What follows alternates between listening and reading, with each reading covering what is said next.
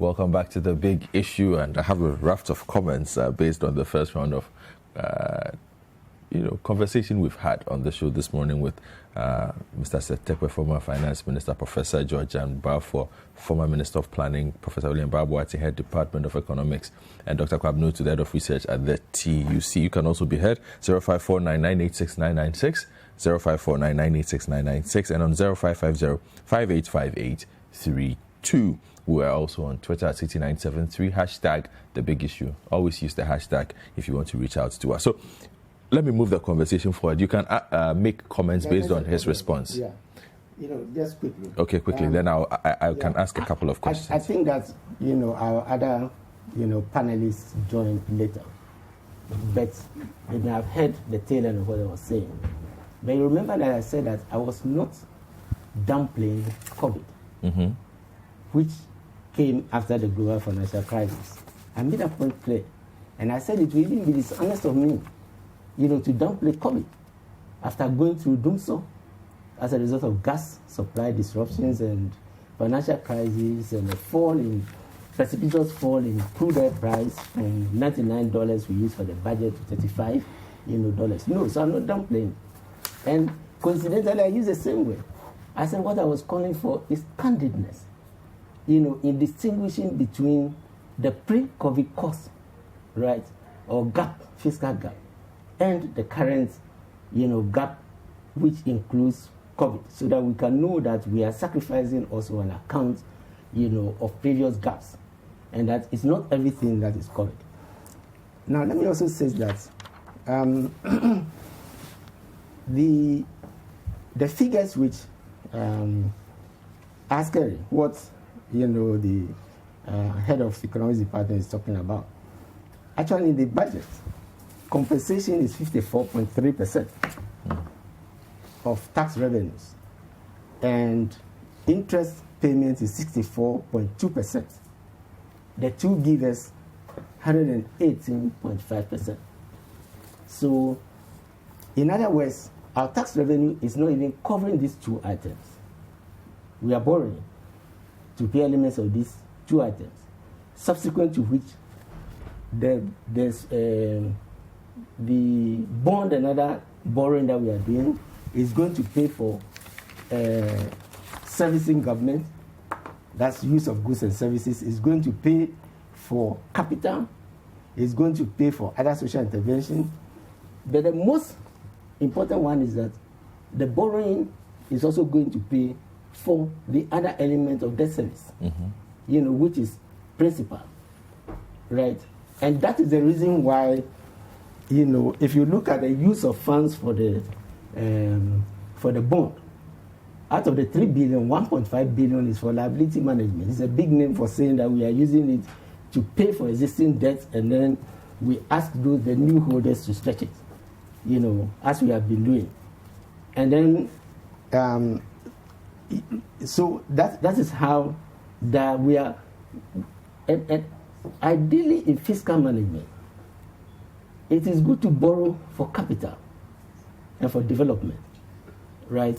But when you start borrowing, at these, levels, then it's, and the adjustments that I was talking about, in fact, the increases started from 51.9. It was 55.1 in 2016, increased to 51.9, that's compensation in 2019. Then it shot up to 63.6 in 2020. And the revised budget is 63.9. So how we are going to even reduce it to 54.3, is part of the reason it's difficult to conclude for labor, the wage negotiations and the rest, because we're supposed to be making a very steep reduction from 64% to 54%, 10 percentage points of tax revenue. Reduce wages to even give us the deficit that we're talking about. Similarly, the revised budget was 62, and that has been for interest payment, that has been increased to 64.2, not much change. So these two items, and if you look at them, MTEC, which numbers I don't want to, it's not changing much. And that is why the tax impositions, there's always a qualification that they will be reviewed in 2024. Because these numbers, these are statutory payments, difficult to say you are not going to pay, you default. So we are in for the long haul. This is the interpretation of what I'm saying. Okay. Yes. But let me make a quick point that, you see, when you talk about 3.7% growth and you ignore, you are also belittling a minor crisis. This is minor, but you are belittling a minor crisis like doomsday, like global financial crisis, falling crude oil prices, or the economy at the time. Okay. Which you are not admitting is the result of the fall, right? Right now, we've gone into recession for the first time in 40 years. We've gone into, and as he said, the growth is dismal, right? At the time we were performing in 3.7, other African economies like South Africa, Nigeria, and the rest were going into recession. They were actually going into recession, experiencing negative growth. So I just want to call for, now that both governments have gone through crisis, it doesn't matter which is big and which is small, let us return to some of the proposals that we put in place. One, stabilization fund. But you have to build... Hold on, before you go on, I just want to ask you, because you keep making reference to what you put in place and what happened. I just want to find out, what is the evidence that any of the things that you put in place were working or have indeed worked? They can put up a graph for the debt ratio. Okay. As I said, my team will try to do that. Can I make so let me wrap up. They can put up the graph. You see that it's ready. It's ready. Very okay. Prof, just let him go, and then I'll get back to you, and then I can. So if the graphs are ready, is this what you're looking for? Debt. Let's go on. So you see, this is the nominal. It is rising. Okay. Right? But I'm talking about the rate of change. If we can go to the next graph, please. Yeah, you see the green one below. Yes. Right? Is the rate at which we are adding to public debt. You can see that when we started the smart borrowing in 2014, and we used the sinking fund, our own oil revenue, to pay 550 out of the 750 of the first sovereign bond. In fact, 200 million of that amount was used by the NPP in October 4th to finish paying that bond. You see the effect that the rate was going down until 2017 when those measures were stopped. Now you can see the deep line includes the bailout cost. The green one excludes the bailout cost. Right? So you can see that even though your debt to GDP ratio, right, has been going up, you can see a flattening that occurred during that period, and you can see the upward trajectory as a result of the growth. In fact, this graph used to be in budgets and in the debt management report. It has been removed for this year. Okay. It used to be produced all the time. So this is one clear evidence that when you set up a sinking fund to pay down, your debt, instead of refinancing and extending the tenor to 10 years, 17 years, 40 years, the debt remains for you to pay, and you are paying interest. Okay. And the Constitution makes provision for the sinking fund which we set up. The other one is a stabilization fund. When we had the 2015 crisis, that's another result, just that, so that just the two, there are others, but let me mention. We took 250 million Ghana cedis out of the stabilization fund. And the contingency fund that we set up, the Kwame Nkrumah disaster, second disaster, close by this studio. The first response was from the contingency fund, which we set up. Professor Baffour was involved in the PRMA debate at the time when I was deputy, he was in parliament. Now, this time round, we took 250 million, and we could take more because of the cap. US dollars, no cedis. From the stabilization, if you remember, for COVID. Right? This was one field with crude oil prices going down significantly. We have not been putting money into this, including the infrastructure fund, with 3 oil fields. We could probably have withdrawn about 700 or 750 million US dollars if we had been putting money. At the time we had 3 oil fields, oil prices had recovered, from 2017 to, So that is another tangible, result which you can mention. All right, Prof, you wanted to make a quick input, then I can go back to... I just wanted to make a very quick Professor Boateng. we are not in recession. Mm-hmm. The growth rate is very, very low. It's about 1.1%. That was the one that the last one. But it's not. No, that's not a negative. If I may, Prof, let me just. I'm saying that there was a quarter in which, there was a quarter where we had negative, but the whole year it was not. We were never in recession. We were never in recession. So that should be clear. Fair play there. Yeah. The bond that the minister referred to. Yes. Some of the bonds were used to pay for other bonds, previous ones that were more expensive than what at the prices that we are getting from now. So those payments were rather not actually adding anything to the debt stock, but was rather reducing the servicing of the debt. That's what it is for. It is not that we are happy taking bonds all the time. We take the bonds, but we use that to pay for other bonds that are due, which probably we don't have the resources to pay for. And then also, maybe the first one was say about 7%. That's the coupon rate, and we are getting one at 6% coupon rate. It reduces the payments. So that is why we use the bond for. But you see, the figures that the minister has been showing, I think his graph actually showed the correct figures, but he was talking about something else. This let's put the graph back up. Put it back. The first the first one, the debt to GDP. Let's put the graph. No, back. not the nominal. It's a debt to GDP. You guys are using nominal. Okay. You can use the debt to GDP ratio. I mean, you are a statistician. Because he was trying to talk about the fact that his calculations show that it was 303 billion. That is the total debt instead of the 291 billion. Mm-hmm.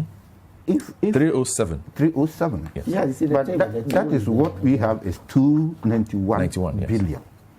0.6 billion. And that is what we have cleared with the IMF before we even put it in here. So I don't know where those figures are coming from. And again,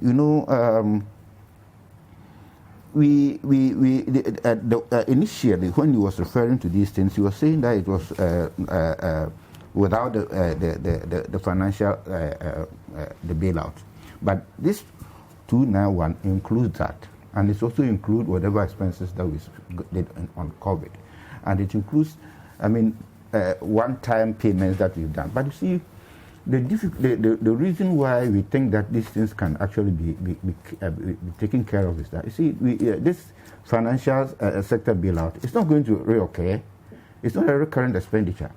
So it is a one-time expenditure, and just as we say, this COVID, it got so good, if we are out of it, we probably may not be spending so much money on that again. So the thing shooting up that way, the debt shooting up that way, part of it is because of these one-time payments. In fact, initially we were trying to argue with the IMF that it should not be part of, it should not be above the line, so that we don't count them as part of this. But they said no. That is why when we are reporting, we report two.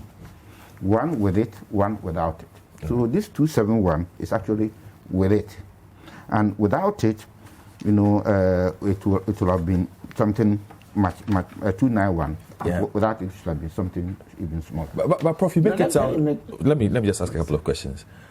Prof, you make it sound that simple for people.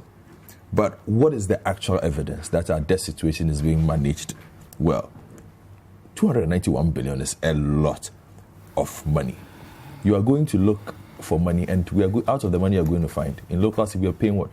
35 billion Ghana cedis as interest on debts.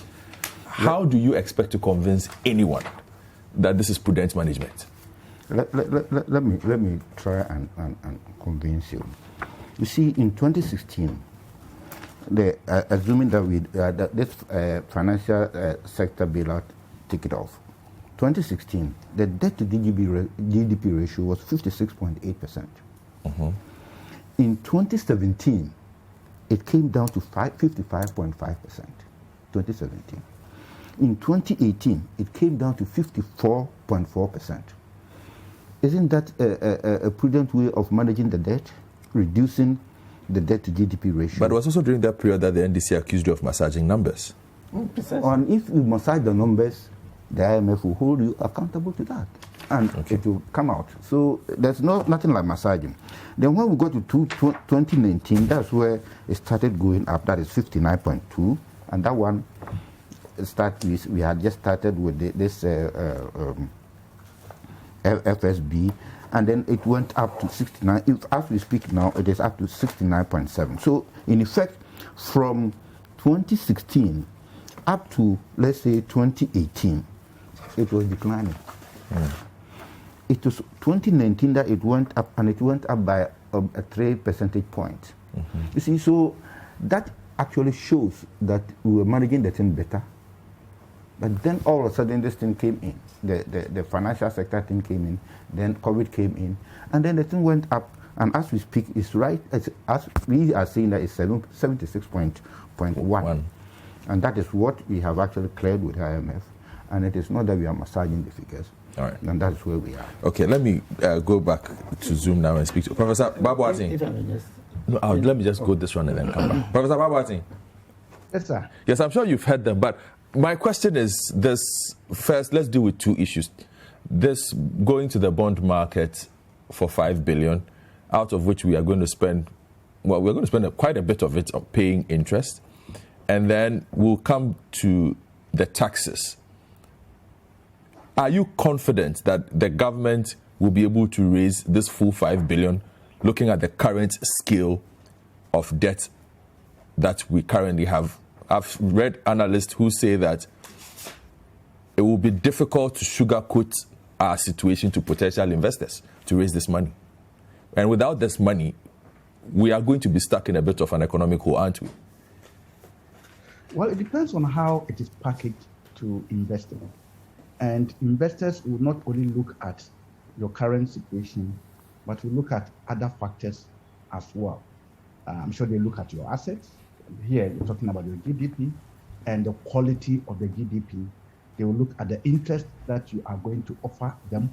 So I look at it from the perspective of the fact that it depends on how you are going to package it. Apart from that, you know, this COVID has affected every economy in the world. So in the investment market, the competition will not be as big as only Ghana having problems and therefore other countries are doing well. Therefore, you are competing with other countries for the same thing. All countries are struggling as far as the COVID impact is concerned. So I see it as be able to raise, but it depends on how it is packaged. And I think that is what my answer will be. But I will still reiterate the fact that in analysis, I mean, when we go into these figures without looking at its real impact on the management of the economy in 2021, because the budget that we have is for 2021. And therefore, we can have the figures as it were, whether it is to GDP, whether it is to tax revenue, or whether it is the most important part of it is that how are we going to go around it to be able to pay statutory expenditure, including compensation, including interest payment, and so on.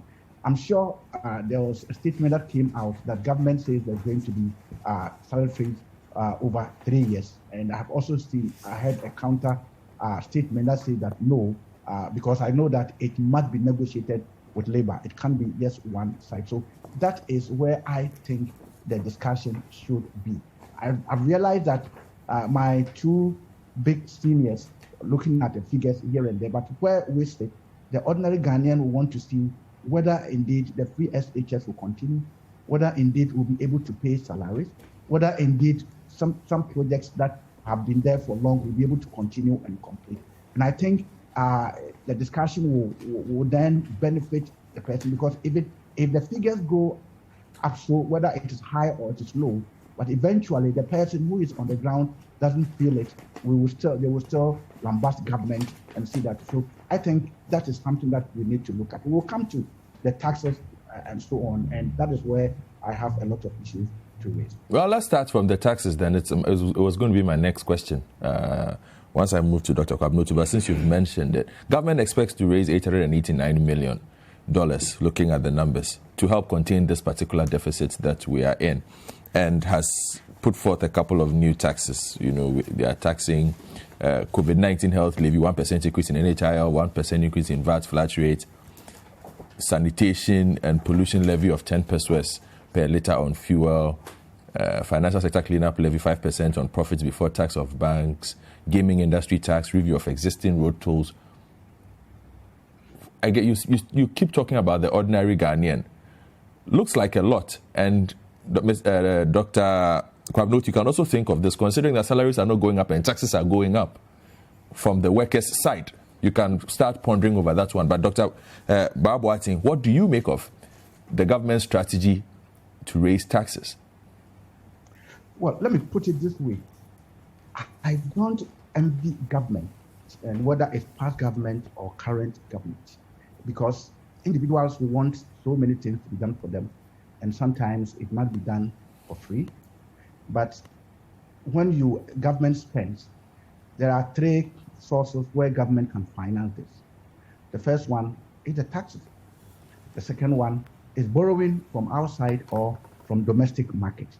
The third one is printing of money, that is central bank financing. And we know that we cannot print money just indiscriminately because it has its own effect inflationary. So that we don't go there.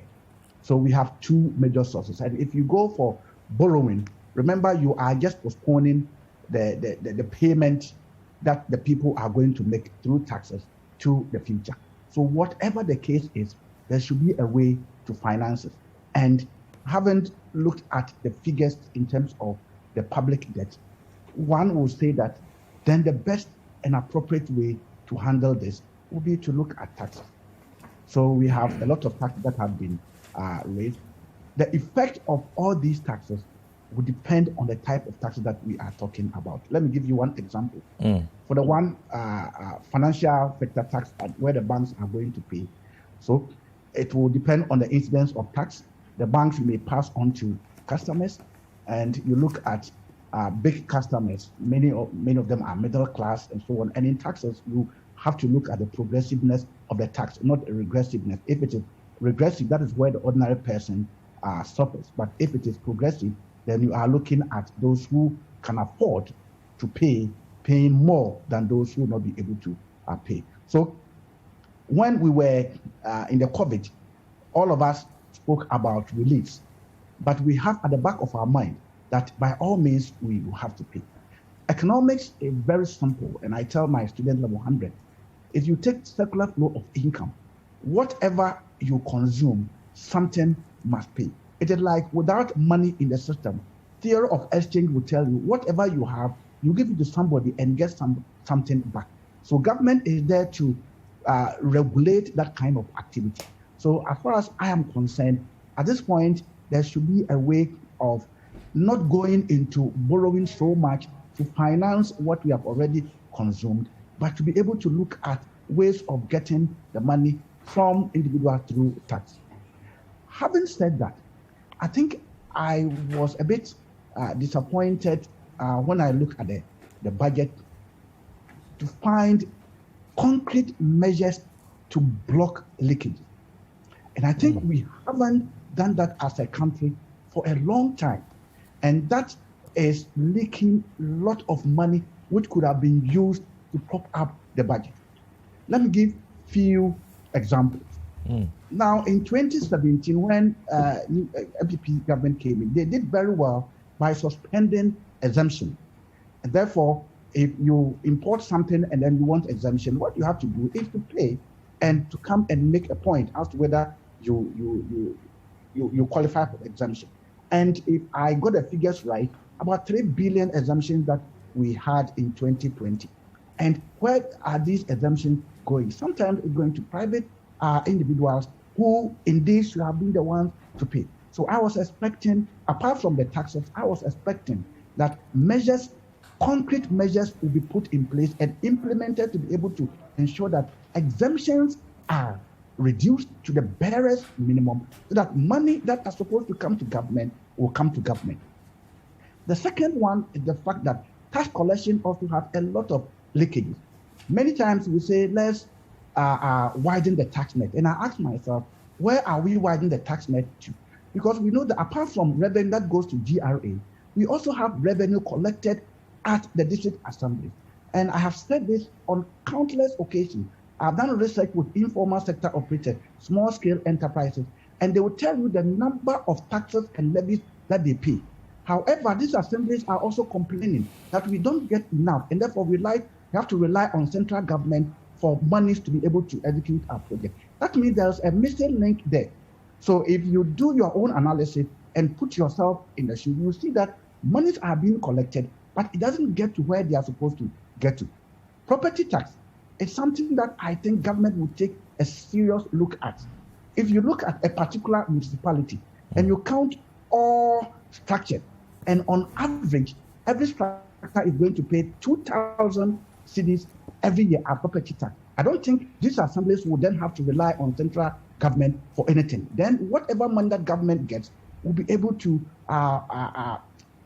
execute projects that have been earmarked. So the leakages, even at property tax and even rent tax, and if Honorable Tekper will remember, we had a budget discussion at I think one platform, and I told him that property tax and also rent tax is a way to be able to get money. If it's not going to be the central government, it could be for the district assembly, metropolitan assemblies, so that they will win themselves out of the central government. Then we'll be able to have enough space to be able to get more revenue. So I think that is one part that I haven't seen in the budget. Then I go to expenditure. It is open secret that government expenditures are more expensive than private expenditure. If an individual wants to go and buy a car, and if government is going to buy a car, when you compare the figure, sometimes it's 50% more over the private individual. So what can be done to ensure that those kind of expenditure that we put on some of these projects, which indeed, if we do a very good assessment or very good audit, we realize that we are milking government, because perhaps government doesn't have a father or a mother. Anything that is being done, we say, oh, for government, we have to inflate the figure. Yes, we have the procurement, but we can see that even that the project has gone through procurement, everything has been satisfied. But when you compare it with private expenditure, it's so much. So if we are able to block these leakages on the expenditure side, and we block leakages on the revenue side, we will be able to generate enough and be able to pay some of these expenditures that hang around us. So this will be my submission. All right, thank you. Dr. Otto, let me come to you. You are head of research for the Trades Union Congress. I'm sure you are concerned by the taxes, considering that salaries are not going up anywhere. Yeah, we are. But let me, as a way of background, let me emphasize that, when government makes expenditures, when government gives interventions like mitigations like, say, free water, free electricity, the questions that are being raised about, oh, you said it's free, now you're asking us to pay, for me, shows a fundamental misunderstanding of the workings of government and government finances. There's nothing free under the sun. When we say the banking sector crisis cost the taxpayer 21 billion, it is exactly what it is. The taxpayer will pay for it. There's no way government will, government can borrow money, but eventually, as Professor Boateng said, it is the taxpayer that will have to raise taxes to be able to pay for the loan that the government raises. So we should be clear in our minds that ultimately, all the interventions, the mitigation measures government rolled out, ultimately the Ghanaian will have to pay for it. But is it not how they communicated it then? If you say it reveals a fundamental misunderstanding of government workings, is it not perhaps how government communicated the freebies it gave out? And by freebies, I'm putting the freebies in quote because we're obviously going to pay for it in November, December, and January. How did government communicate it? And I'm not doing government. All that the government I understand that. But I'm just saying that the general communication of it to the large parts of the populace was, this is government largesse, and that there will be no implication of this largesse on the ordinary citizen. Why was it difficult for government to say from the beginning that, look, for the next 3 months we are doing this, but you will pay for it?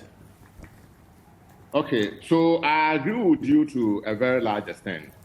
But for middle class media people, the so-called intellectuals we have, whatever and in whichever way government communicated it, we should have known that we will pay for it.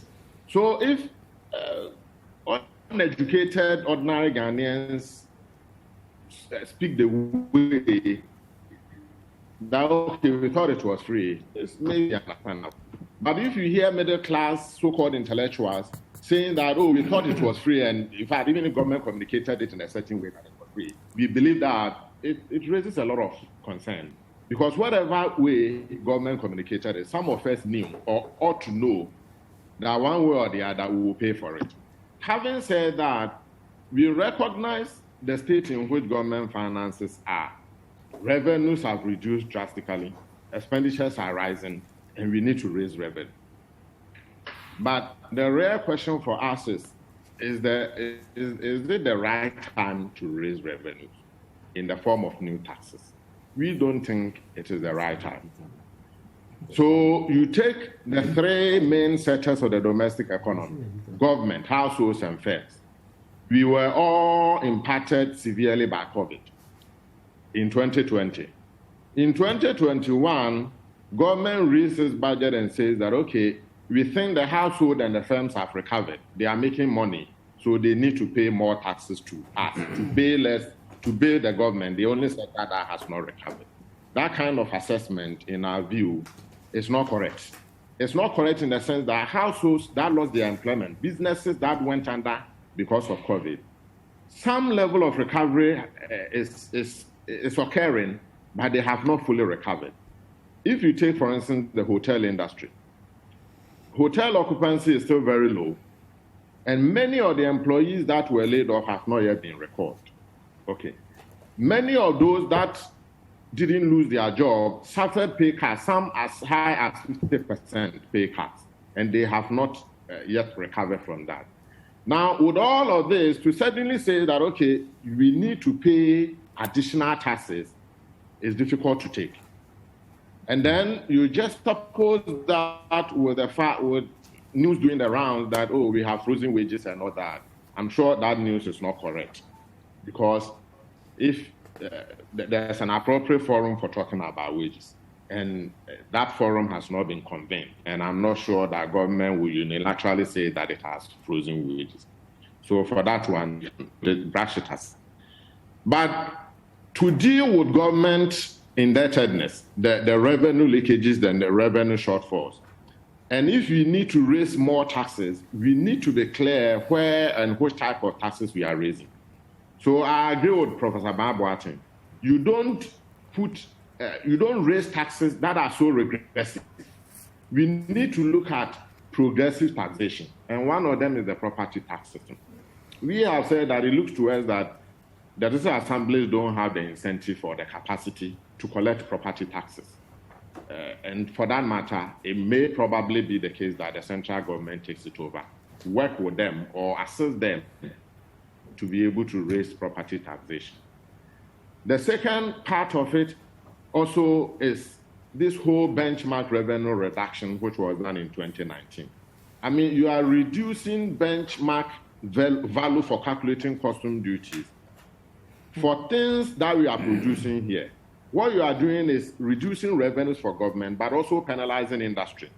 So I always cite this example, where the president commissioned a tire factory somewhere in Hong, with people packaging tires and all that. So these are investors that have brought their money into Ghana to produce tires. They are employing, they are paying taxes. And suddenly you reduce the custom duties on tires. What you are doing is that you are penalizing those that have brought their money here. And we think that benchmark revenue reduction, which translates into reduction in import tariffs, has to be reviewed going forward as a way of raising revenue for government. Professor Boateng has mentioned the tax exemptions, and he's right about government suspending tax exemptions in 2017. But even so, in 2017, tax exemptions cost this country 5.2 billion Ghana cedis, which was more than 40% more than the amount we spent on free SHS from 2017 to 2019. And who benefits from these tax exemptions? In fact, on another program, Mr. Tekper explained that some of the tax exemptions actually are things you cannot avoid. But there are many, many of them which we can easily eliminate, except, of course, that it benefits people who are politically connected. So it is important that we look at them, the tax exemptions angle. And as I conclude on this, let me point out something Mr. Tekper mentioned about the stabilization. It was an important fund established through his instrumentality to put aside some revenues for times like the crisis period. But surprisingly, during Mr. Tekper's old term, the stabilization fund, which in 2014 had accumulated about $379 million, was capped in 2014 at $250 million. In 2015, it was again capped at $150 million, and by the media review of the 2016 budget, it was capped at $100 million. Now, these caps were transferred into the sinking fund. Yeah, to manage it. Which means that the excess were transferred into the sinking fund, which was then used for debt services. Yes. But in fact, the PIAC, which I was a member at the time, had already raised concerns. No. So in actual fact, what happens is that if the cap of $100 million had been maintained when the new government took over, they wouldn't have been able to withdraw $280 million for COVID support. No. Thank you. All right, then. Your point is well made. Mr. Tekper, since you were mentioned, you can start from there and then I go to Prof. Yes, you see, it's a total management of the budget. At the time, we all knew, because of the situation from the global financial crisis and others, that was a headache. And we stuck to the law. The law says that when you cap the stabilization fund, and remember, prices were at above $100 per barrel. So there were funds flowing into so we didn't use it for consumption. In fact, that's the reference I made, that was an issue, and you saw the graph, right? So that we could stabilize the economy. We are taking part for the crisis. You cap it. You set up a fund to manage debt, and that is what is in the law. The law says that when you cap the stabilization fund, you must use it for debt, debt service only, and for setting up the contingency fund, which we used to set up ever since, the 1992 Constitution. No constitution, no contingency fund under the Constitution had been set up. So it's a total management of, the budget. We focus so much on deficit, and you are financing deficit borrowing when even your deficit is consumption, because it is predominantly consumption, right? So we can have time. I can explain this, the rationale and whatever. But this was a rational reasoning, and many countries that manage their debt have a sinking fund. We took the experience from Philippines, which was actually didn't have any resources there because they were, paying down their debt. They were actually, what's the term? Their bonds were rated very highly. We took the examples from Dubai and others who are able to borrow. And mind you, we supported it, with the infrastructure fund, which was a sovereign wealth fund, and part of which invested, for example, in Terminal 3. I don't think we can have a conversation on this. So let's stay on track. But yes, let's stay on track. Let me just make a point.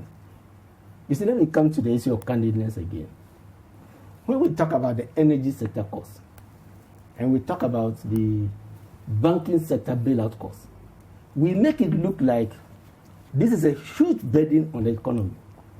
ESLA was established precisely to take care of this debt. As a result of the doomsday. The third element is the one that increased the road fund to pay contractors. Now, from the government's own ESLA report, ESLA, the previous one, had brought in 22 billion.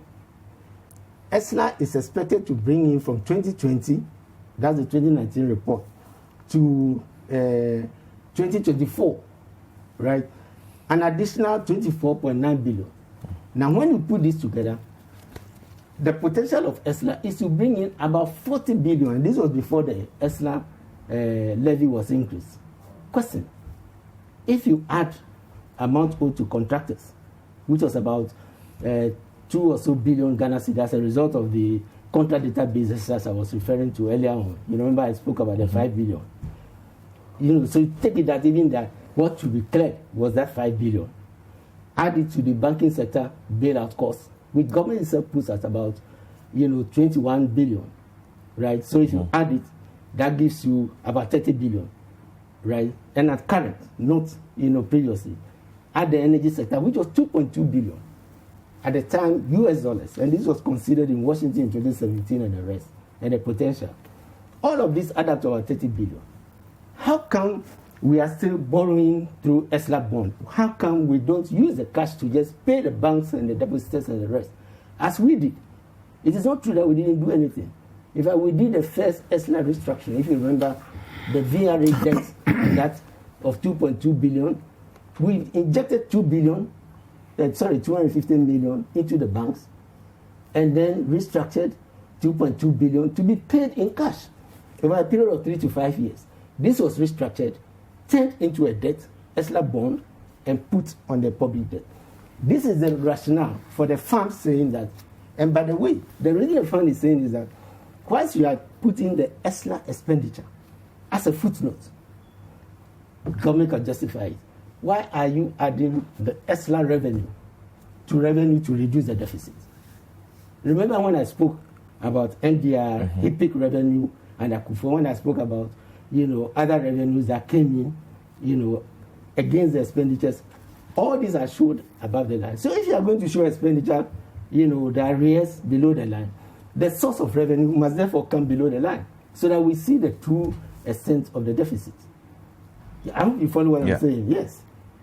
So I think government should be candid in admitting that the payments are being made from ESLA, because that is the purpose for establishing it is there. The first one is energy debt recovery levy. The second is the price stabilization and recovery levy, the one we used to establish the strategic stock, which was clawed back, is in the budget. Then you have minor ones like public lighting, national electrification, and then you have the road fund levy, and then you have the energy fund levy.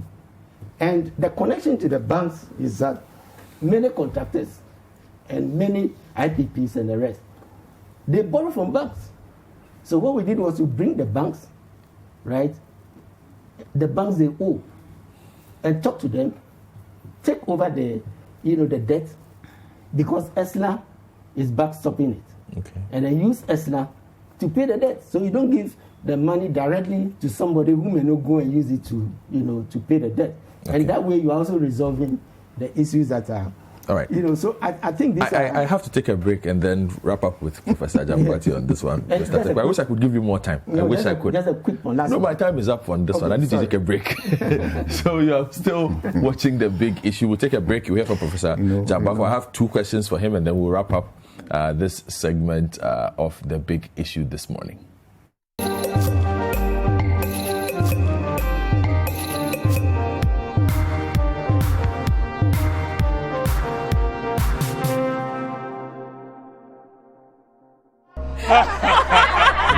Hey, Papa, no. Hey, why is your friend Otto? I was at the bar with my friend Otto. We are betting the game and tensions were high. And Otto said, Charlie, we could lose. So then I said, the same day. And then, It's key with the header. Oh! won 15,000. Then Ato said, wait, we bet the same amount. How come I only got 9,000? Now I asked, yo, you didn't bet to Bet Planet? Wait. He didn't bet to Bet Planet? I didn't bet to Bet Planet. Then the bartender said, Ato, you suck, oh. Sharp, I go take all my money. Then Ato said, all your money? That was quick, oh. He's betting people say, come for yours tomorrow. We went the next day and they said, come for the rest tomorrow. For the best odds, biggest wins, and fastest payouts, choose Bet Planet. So Ato, where you there?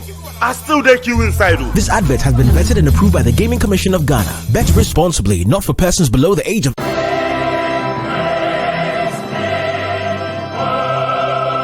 The Harmonious Chorale Ghana, in partnership with the African Choral and Gospel Championship and Olive Organs, presents JRA at 75, a concert in honor of Reverend Dr. Joyce Rosalind Ayi, a stateswoman and an African icon who has driven choral music with excellence. It will be a night of music and tributes in honor of Dr. Joyce Ayi and thanksgiving to God for the blessing of 75 years. This virtual concert will stream live on Harmonious Chorale's YouTube channel on Sunday, the 28th of March 2021, time 1800 GMT. Subscribe to our YouTube channel, Harmonious Chorale Ghana, to join us celebrate Reverend Dr. Joyce Rosalind Ayi at 75. This advert is brought to you by Citi FM and Citi TV.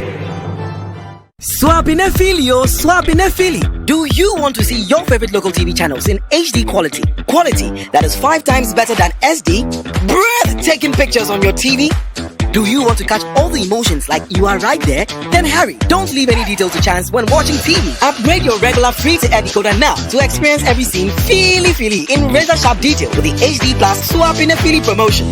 Enjoy exciting features on the new HD Plus decoder. Watch all your favorite local channels in HD. Logical channel numbering systems gives you control over the channels you watch. 7-day electronic program guide, 60 days free HD viewing, and there is absolutely no need for a new dish for viewers on the multi-TV network. Even more, you get to enjoy 100 plus free-to-air channels in SD. Charlie, amazing, right? And you only have to top up with just 100 Ghana cedis. Swapinefili. Visit any Electroland showroom to access this exciting offer. Swapinefili. Terms and conditions apply. Visit hdplus.com.gh for more info. HD Plus, the feely experience.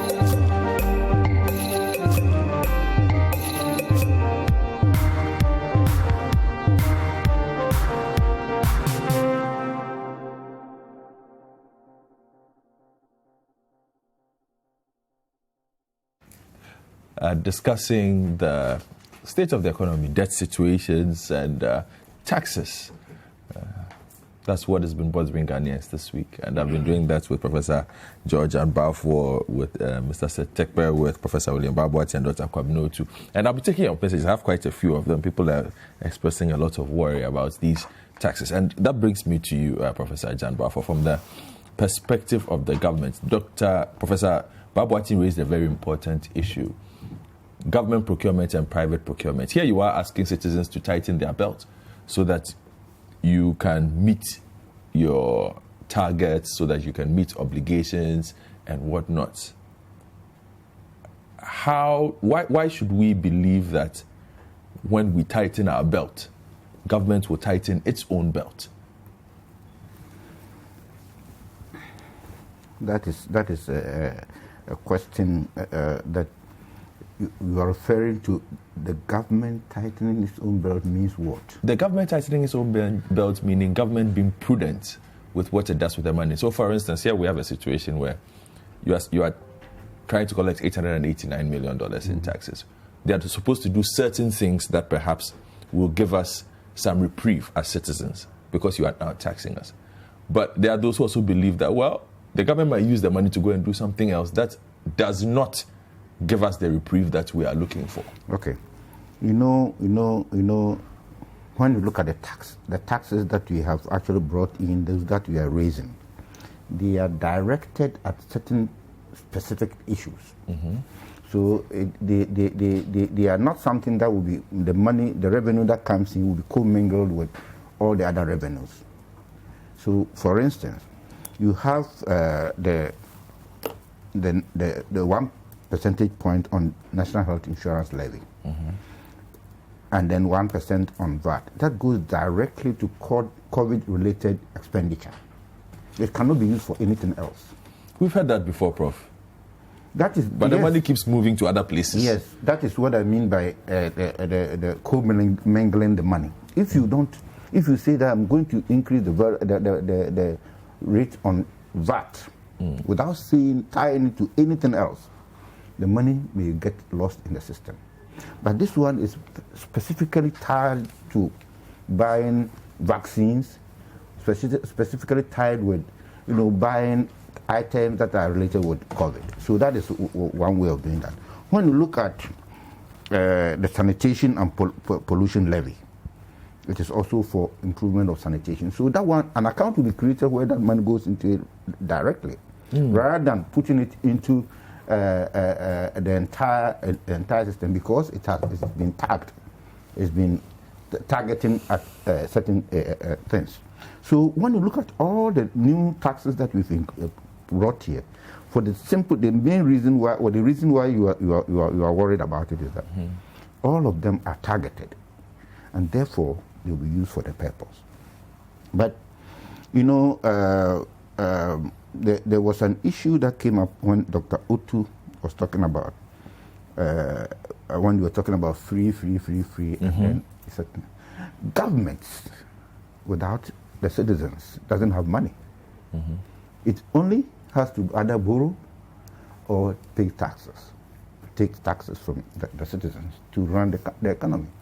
But at the time when the individuals are in distress, government comes in and assists them individually. Then at the right time, then we collectively and severally find the resources to pay for it. Otherwise, you have to go and borrow. So if the thing is coming at that time, when this thing came, when the COVID came in, who on earth will have said that let's leave them to die? And that was what the president has always been saying, that I know how to revive the economy, but I don't know how to revive the people when they die. So we needed to go and get the money for wherever we could get it, to ensure that people don't die. Now that they are back, all that we are saying is that let's share the responsibility and pay for whatever that we incur. And I think that is a very fair way of actually handling our economy. Professor Boateng mentioned a lot about the leakages. And I share that concern with him, especially with the exemptions. We've been trying hard, and as maybe Seth may have said it one time, there are some of them that are very difficult to do, but we are still working on it to make sure that we remove some of these exemptions, because people take undue advantage of the exemptions. When you look at the details, you see that maybe private cars, these things, they are all exempted. And they are leakages. So I think he's right. We have to do that. And then the property tax. We try the property tax. What's the difficulty with it? The difficulty with the property tax. In Accra or in the cities, it may be easy. We tried it. We have actually identified some of them. But when you go to my hometown, for instance, my father's house there, it doesn't have any documents on it. Who owns it? Who is going to pay for it? It becomes problematic. And in fact, the cost of collection at times even far exceeds whatever that you can get from the place. Because even in my house there, one time some students came there and they were taking only 200 cedis. I said, how much are they paying you? So much money, but only 200 cedis that they were taking from them, because they had not done any analysis of what the house cost. So yes, that is also another one. But sorry, I want to dwell a bit, because I've heard every single time for the past 5 years that before we read a budget, when you hear analysts, they say, look, when it comes to property taxes, the government needs to put its foot down and increase property taxes. There are those who believe, cynically perhaps, that there's a difficulty in doing that because the wealthier zones have a lot of politicians. No. That's what the belief is. No, that has and basically also PEPs, politically exposed persons. So there's a fear to do this. No, that is not true. In fact, there was a committee was set up to really look at these things, and at times, you were even very difficult to locate where the houses were. So we were using these new what do you call GPS. it? Yeah, to really locate the houses. And then we were also working on how do we value them? How do we value the houses? Is it that anybody who sits at the airport residential area will have to have the same value for the house, or you have to go in there and do valuation individually? So there was a lot of things involved, and I think they are still working on that. But in the cities, it may be easier. Mm-hmm. In the villages, that was where I'm saying that we don't even have documentation as to who owns this house and that. So that one too becomes another problem, which we need to take our time and do. So I agree with him very well.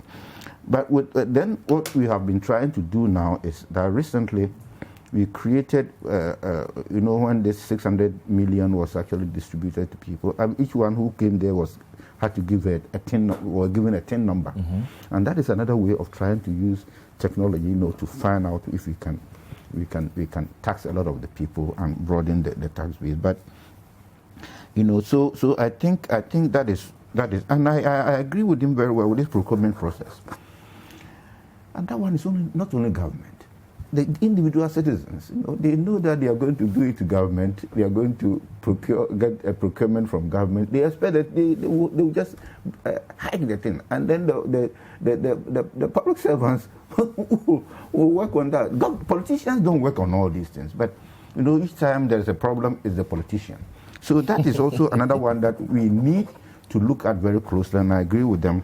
And so I share those concerns with them, but the doctor was asking, Dr. Otto was saying the timing is unacceptable. It's not something that they are excited about.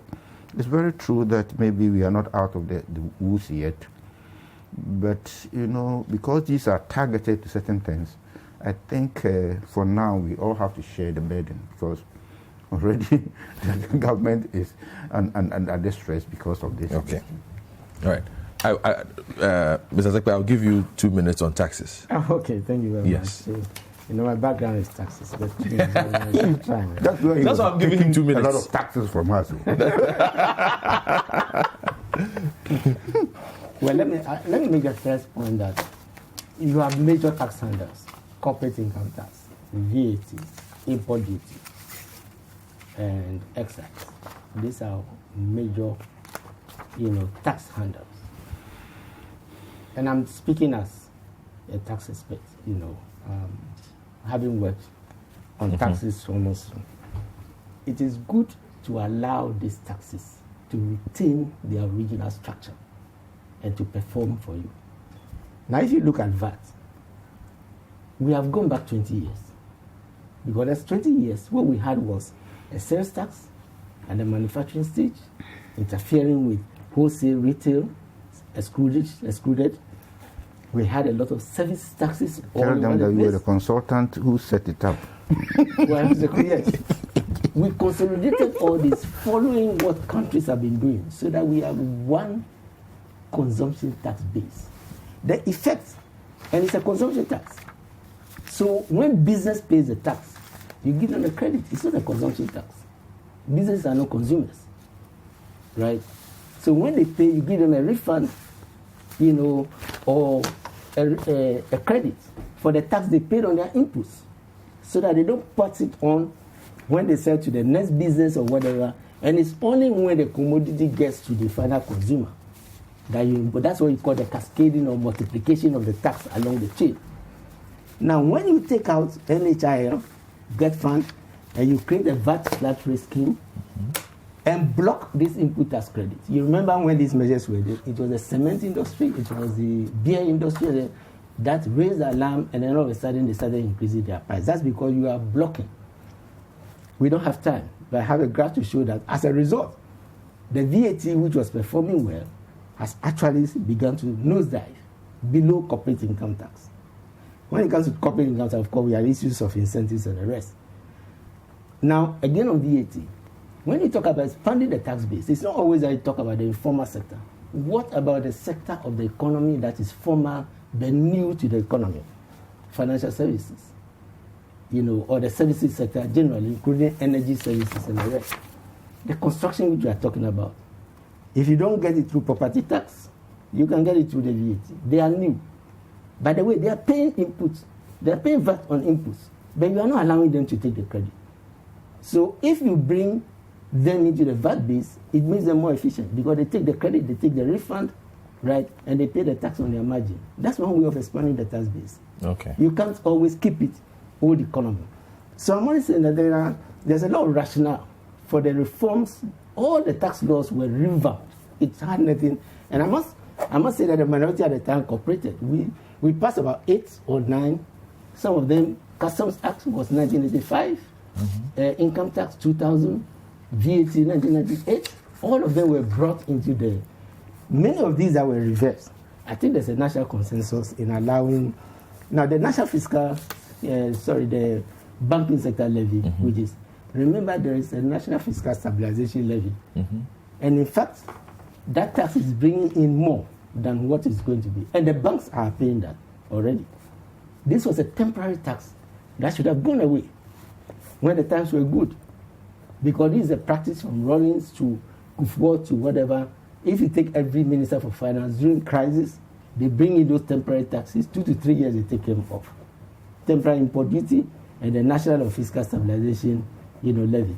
We have not taken them off since 2015, and now we have a crisis. They have become virtually part of the normal tax handlers, and so we find ourselves, again imposing another, tax on the banks. It leads to evasion and avoidance, to many, because they feel the burden, of these taxes. Exemptions, yes. My position, let me explain. Much of the exemption is on government projects. I mean, that's the point I keep making.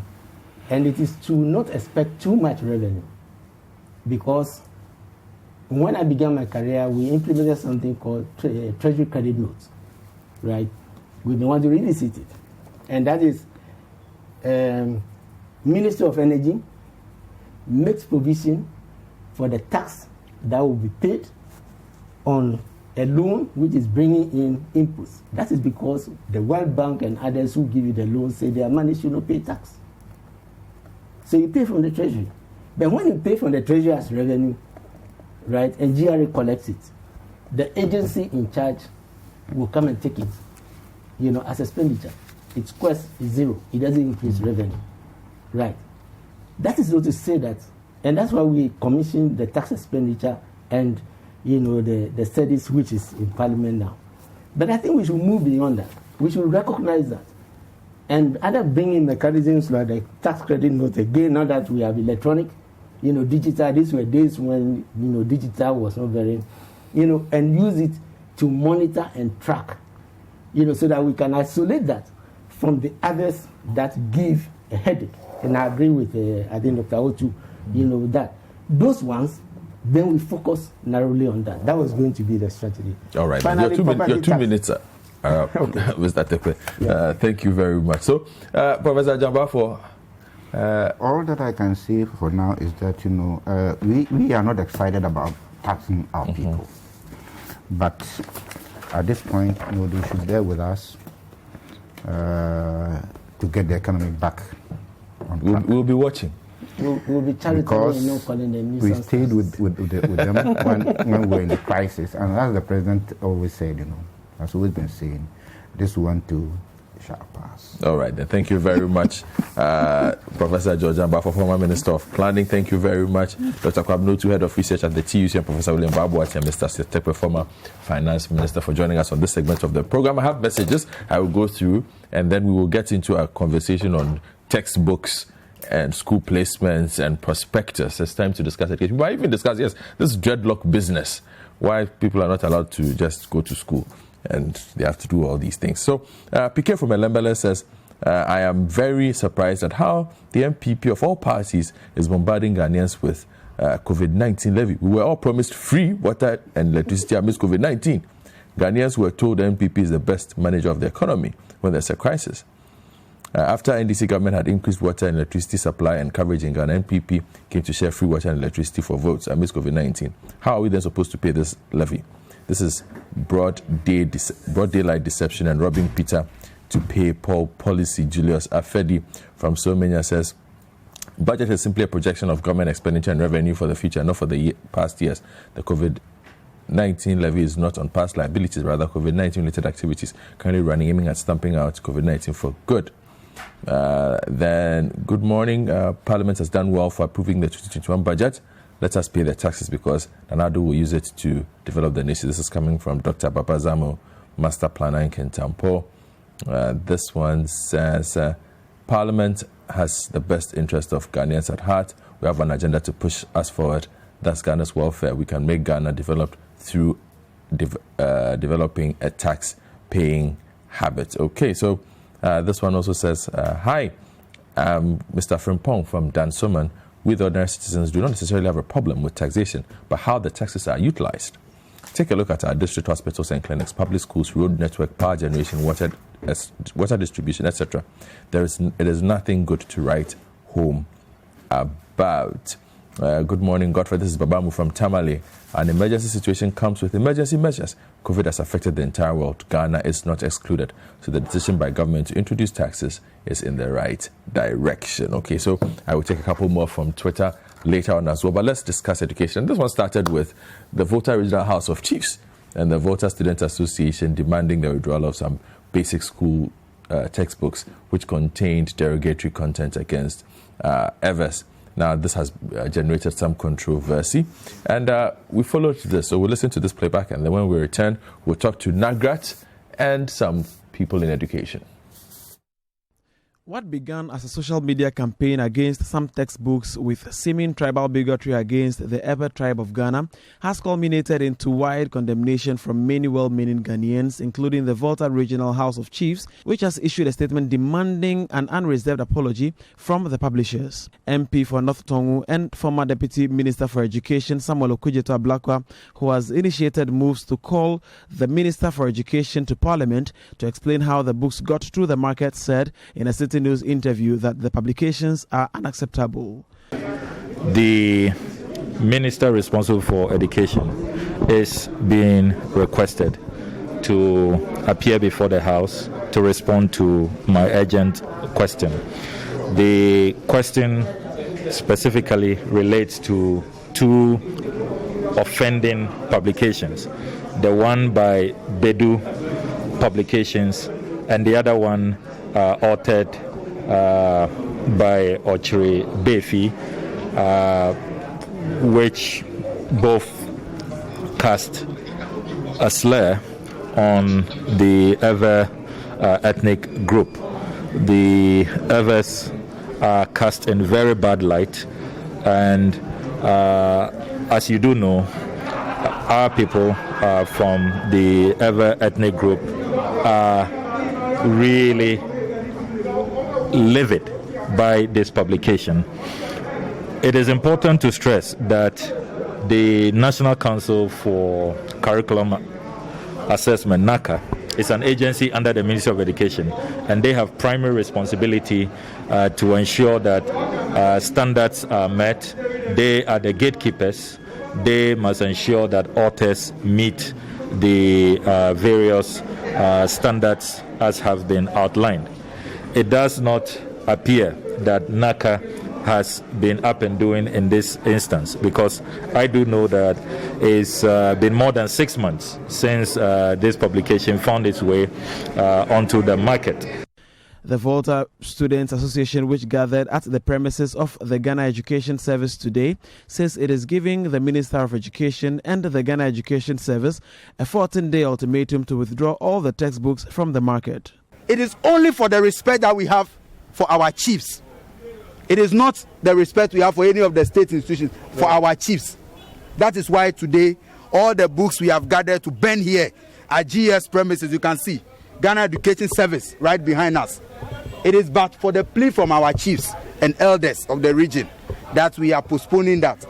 But if in 14 days they do not recall all the books, withdraw them from the market, and come out with better content for our kids and younger brothers and sisters, we will take this action and do what is needful.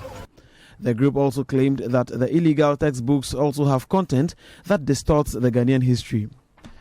It is not just about the books that are fanning tribal bigotry and inciting the young minds, indoctrinating them with those silly narratives about the Ewe people. It is also about the books that they are churning out, doctoring the history of this country. For example, all of a sudden, we are seeing that they are referring to Dr. Kwame Nkrumah in books as a dictator. They are saying Dr. Kwame Nkrumah wasted public resources with his CPP and all of that. Is that the true history of Ghana? Aside from the chiefs and students, the Volta Regional Chapter of the National Graduate Teachers Association also condemned the publication and said it had a clear intention to malign people of Ewe descent. We want to say that even if it is true that they are reviewing the book before it is put out in the public, that attempt in the first instance for them to even have that in any content is wrong in the first place. Do not they have auditors or editors? Don't they have editors? And don't they have people who proofread? Are they saying that it went through all this before going to NACA, and yet NACA or before NACA is disapproving it? So if they are now coming to apologize, we want to think that it is a deliberate attempt to malign the Voltarians. And Cancer Bedu Limited, which is responsible for one of the said publications, however, issued a statement saying the company does not know how the unfinished books got onto the market and promised to withdraw the books, but the Volta Students Association insists their publishing license ought to be revoked. I want their license should be revoked. Yes. All their licenses of these two publishers should be revoked. GES, you apply sanctions. It is not enough sitting in your office, in your air-conditioned office, writing statements and telling us that, we have disassociated ourselves from it. We have not approved it. If you have not approved it, who has approved it? If you are not approved it and what they have done is wrong, what are you doing about it as regulators? So you cannot sit down and just release statements and that is all. That is unacceptable. Good. Meanwhile, the National Council for Curriculum and Assessment issued a statement calling for the withdrawal of all unauthorized textbooks from the market. So that is a report on this very controversial matter.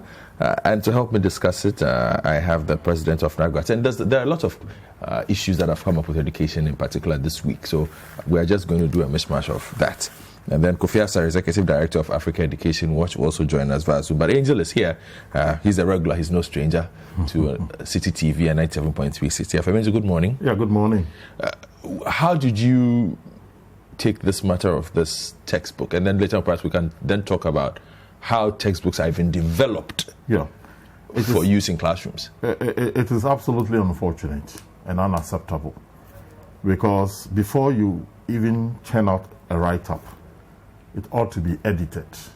You have to get a team of editors who can edit it in terms of content and also appropriate language. Now, when you're also writing, you write specific to an age group. You don't write generally. So expression that I will use in a senior high school, I will not use that expression in a basic school. For the level of understanding and appreciation of the children. Unfortunately, some write-ups that we see these days, you want to find out whether it is age-specific and it is grade-specific. So the book itself falls foul of several infractions. And one wonders whether some of these institutions and organizations are worth being allowed to exist and operate. The content was bad, the expression was bad, the cultural and tribal innuendos were bad, and it cannot be acceptable. But my brother, this is just the tip of the iceberg. Oh, it is? Oh, yes. Okay. Because there are several books that are not supposed to be on the shelves. So how are they on the shelves? That is where the problem is. Because, you see, it is NACA, curriculum institution that assesses and approves books and even makes books grade A and age specific. Now, who does NACA employ to do this work? The fact that you have an MPhil in education doesn't mean that you are appropriate to handle every level of education. You may have an MPhil in education, but you have never taught before. That is also possible. You may have PhD in education, but you've never taught before. So we expect, we are even going to meet the minister, for the minister to let us know who and who makes up NACA. Who and who makes up Inspectorate Division, and who makes up the National Teaching Council. Because when you have people who have never been to the classroom, who have not gone through the mill, occupy these institutions, you are going to have the situation you have. And I was doing a little bit of international reading on this matter. And I've realized that in advanced democracies, books for schools are only accepted when it is co-authored. So a group of people come together, and teachers, educationists, they come together to write. And when we were in school, and my time was far before your time. Of course. We were using a certain maths book called JSP, Joint School Project. It was a project by a group of teachers to, and then there's this GAST. Yes. You will use GAST. Yes. GAST is written by the Ghana Association of Science Teachers. Yes.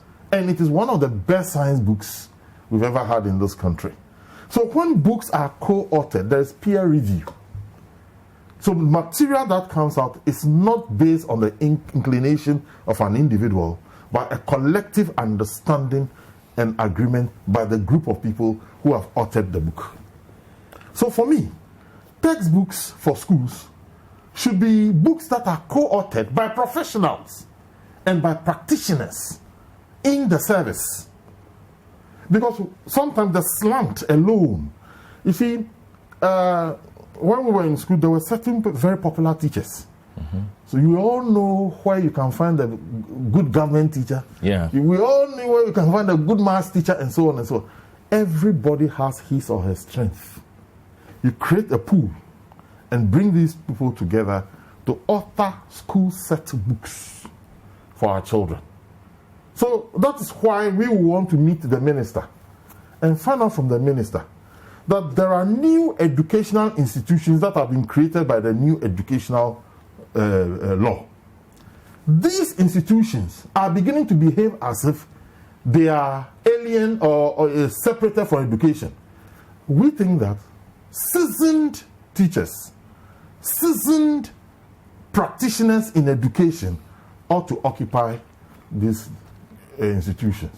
Because if you put people at inspectorate, I'm a senior member of the Ghana Education Service. How do you come and inspect my work when your level is not at least above my level and you can understand classroom practice? So that's why I said this is a tip of the iceberg. As the days we'll hear more. You'll get some of these things. I will come back to you. Let me get on Zoom and speak to Kofi Asare, Executive Director of Africa Education Watch. Kofi, good morning. Hi, morning and morning to your panel and then your audience. Yes, it's a panel of one. It's Angel and I having a chat. Angel, my brother, yeah. but Kofi, Angel has raised a very significant problem here.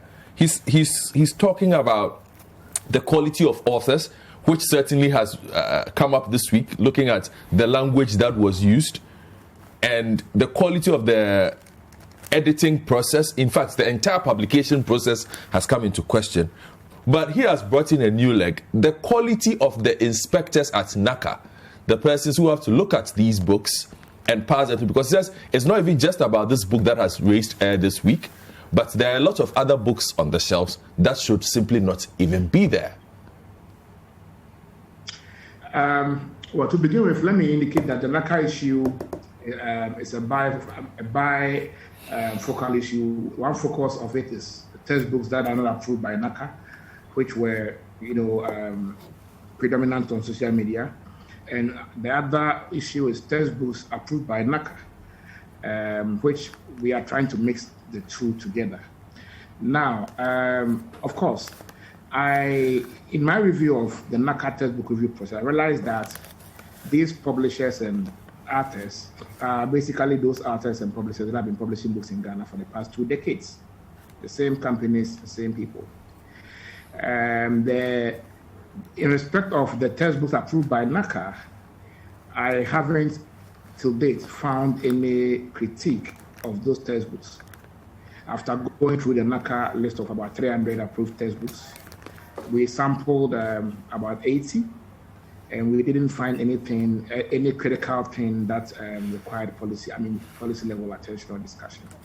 We however realized that the books that we had issues with were textbooks not sanctioned by NACA. Those had issues. On the issue of ensuring the participation of teachers in the textbook development process, of course, we have migrated from the past where CRDD, being an agency of the GES, coordinated the development of curriculum using panels from within the service, and sometimes getting some to support them, like as Angel said, GAST, DSP, in the O-level maths and all that, where actually team work from within the service and then a few external consultants. And we've moved to we've changed policy to a point where we are allowing private sector to develop content under the regulation of government. I think that if we have issue with the quality of the content of approved textbooks, underlying approved NACA textbooks, it is something we can engage the ministry on and ensure that there is adequate representation of the teachers on the panels that review these textbooks and approve them. As for the issue of authoring, it is a free market enterprise. There's no monopoly. And so I know that most of the authors he's talking about, Prof and Figures, Akiola, Adrensa, they are all on the list of, they are now publishers. They are still publishers. Figures is now into full-time publishing. I know most of them. And so it's a matter of ensuring that the standards are upheld and that the content is consistent and relevant to what teachers expect to have to teach in school. And so yes, teacher participation in the process, if it needs to be enhanced, it's a legitimate issue that can be discussed with the Ministry of Education. Yeah, but on just the system on NACA and even monitoring, for instance, in writing the apology, the publisher says, well, these were books that were sent for inspection, were not supposed to make their way to the general market, but found their way to the market anyway for a very long time. Before it even came to NACA's attention, they took the general public to bring it to NACA's attention. I was surprised if NACA wasn't aware. And didn't issue a statement to ask for it to be withdrawn all this while? Well, we saw those books last year, not this year. I mean, those books hit the market last year. What happened was that the publishers in question, in spite of the common practice, where you print only samples of your textbooks and submit same to the to the review committee for their approval or their perusal. These companies actually printed commercial quantities before submitting the books to the committee. And so when the committee raised issues that required resolution before finalization and approval, they had already printed lots of quantities. So they thought that they were losing, and so they still, in spite of the comments raised and the queries raised by the committee on the content of most of their textbooks, they still had to push them through the market and then make some money. That is the gospel truth. We went to so many schools last week and realized that they had shipped a lot of these books into these schools, and the schools too have sold them to parents. And because this public, especially Bedun, Bedun Kansa, because he is an accomplished publisher with about 25 years of experience, immediately the books got to the school. The parents bought all the books because every year it has been good. We don't know what happened this year. I suspect. So in this case, they flouted a directive by NACA to review some of the content and resubmit approval. So reviewing subject to approval doesn't mean approval. Indeed, when they went to the private schools, most of the schools asked them for their NACA approval letter. which they could not submit. So the diligent schools, I mean, those that were conscious of due diligence, actually did not take the books because they didn't come with the NAGRAT letter like other publishers came with. Those who took the books on the basis of the credibility, the historical credibility of the company, are those who ended up selling the books to parents, and then they now have to go and recall the books and then also refund, including the profit that the schools may have made, for selling the books. I think that this is a clear matter of a regulatory authority clothed with the powers of the state to pursue an interest for the state, issues a directive to a profit-making entrepreneur, and the profit-making entrepreneur ignores the directive. We shouldn't condone such impunity. The sanctions that should be meted to this company should not include an apology. It shouldn't include an apology. They should be banned from publishing books. Their books should be banned from being used in schools for at least 2 years. They are currently participating in a junior high school curriculum development and junior high school textbook development process. If you ask them or you withdraw or you fail to approve their textbooks for the junior high schools alone, that will be a big hit on their pockets. And that would be enough deterrent for other publishers not to ignore the directives of the regulator, NAGRAT. I think that is what we should do. Instead of NAGRAT writing a romantic letter, a seemingly romantic letter to the publisher asking them to apologize. That is too romantic. It doesn't smack of a regulator trying to, enforce compliance to standards that obviously are being sidestepped by some profit-making entrepreneurs because they have big financial muscles. Thank you for that. And let me come back to you, Angel. And it's not just this one, because come to think of it, I've seen a couple of books as well. Since this incident came to the fore, I've had friends share pages of certain books with me, and the tone, the language, the interpretation, especially those that have to do with history and other things. How do we improve these things? Because my mind keeps going back to the first point you made about what you would tell a 5-year-old and how you speak to a 5-year-old. It's not how you speak to a 15-year-old. Absolutely. But it does not look like the writing takes this into account. Yeah. It does not look like the editing also takes this into account. Is it the standards of what we put out as a textbook that we need to improve? I think most people in that industry are rather motivated by the profit that they make done by doing the right thing, and trying to outdo each other, because, for example, when you are teaching a child in, let's say, basic school history, you will have to make sure that you take out judgment. You, the writer, should take out judgment as much as possible, so that you don't foster onto the child your judgmental views on the issue that you are raising. So, for example, you need to state the facts of history. When the teacher is teaching, he will use that facts that you have stated in your book and explain issues to the children. It is different when you are writing history for a senior high school or a university graduate, because their analysis of the issue will come in. And let me tell you something. When I went to the university, we were doing history, and then Yasantua came in focus. Yeah. If you are not careful at that level, you would think that Yasantua was just some over-exuberant woman who did not calculate the military realities at the time before she jumped onto the wagon. Because then, that Santihini had been arrested, the Chidomhini, Benku, all his were all gone. In fact, the state had been taken over by a superior military force. Then comes in a Queen Mother, coming to attempt to overthrow that power. Within days, she was on the run and had to be arrested in Kwabena or something like that. So then they put the question before you. Do you think that she had very superior military judgment in the decisions that she took? You can't do this in a basic school. You can't do this in a basic school. So the level of instruction will inform the type of things that you write.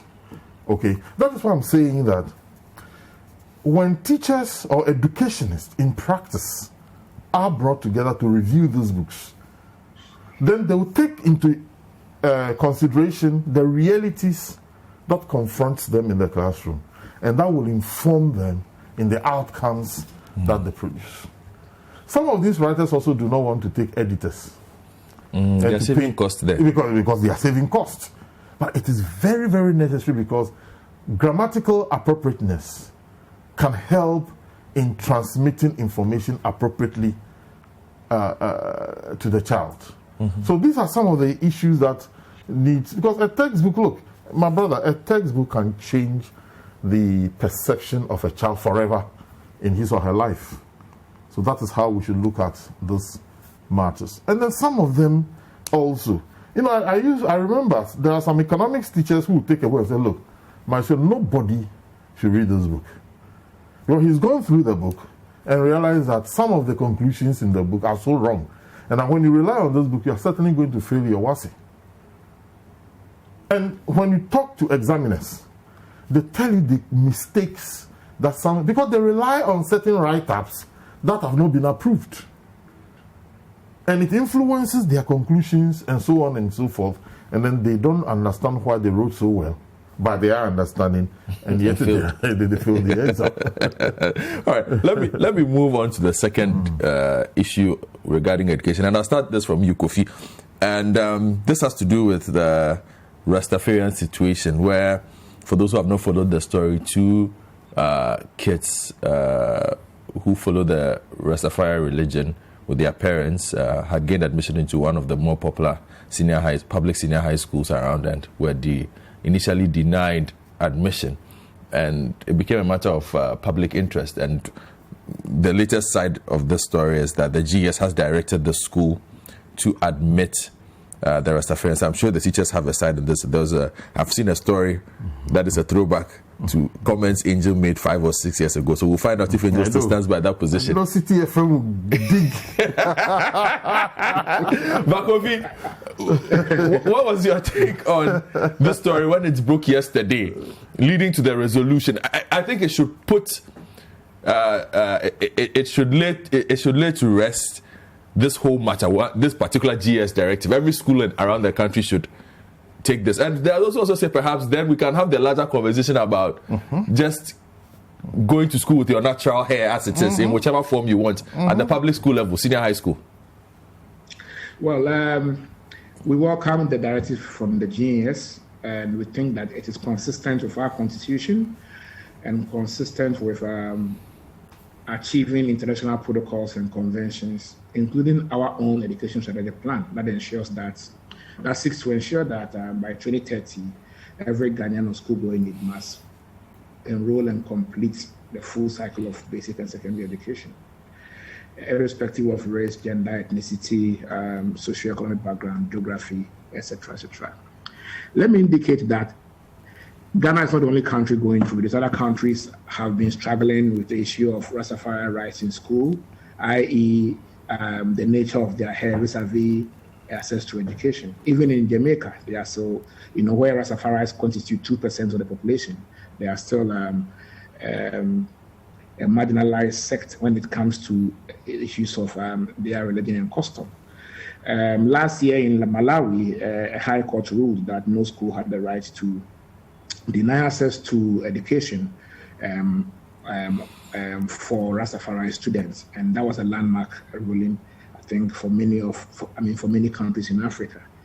And we've been seeing this issue recur over the years. Last year we experienced it, last 2 years. So whenever it happens, they find a refuge in private senior high schools. We have always been of the opinion that Article 27 of the Constitution Article 28.4 of the Constitution has always been clear. The fact that no child shall be deprived by any other person of medical treatment, education, or any other social economic benefits. And that is Article 28.4 of the 1992 Constitution. And this has been affirmed by the Children's Act of Ghana at 560, if you read sections 3 and 8, it's clear that no one has the right to discriminate against the child on grounds of religion or ethnicity or custom or geography or gender when it comes to education, health, and other rights relevant to the child's the child's development. And so the decision by the GES is consistent with our supreme law and other subsidiary laws. It is very important for us to note that we are not trying to advocate for the trivialization of people's appearance in school. People are saying that, what if one day somebody walks to school half naked, or they don't bath, or they walk to school naked? That has nothing to do with religion and custom. As we mentioned, if the Constitution, if we agree that Ghana is a secular state, the Constitution respects Rastafarianism as a religion, or the Constitution does not frown on Rastafarianism as a religion, then no one should be discriminated against on account of their belief in that particular religion or its custom, which includes, among others, not barbering their hair. So far as we are concerned, anytime you see such children trying to transit from junior high school to senior high school, what must inform your judgment on their behavior, or the stereotypes that also inform your judgment to dissociate yourself from the stereotypes that normally occasion their transition to secondary, is that ask yourself, how come these kids have been to kindergarten to junior high school and they did not bend any school?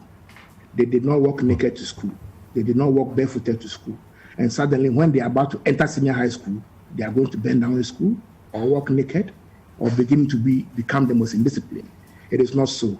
They were trained by teachers in Ghana. They did not come from any planet or any country.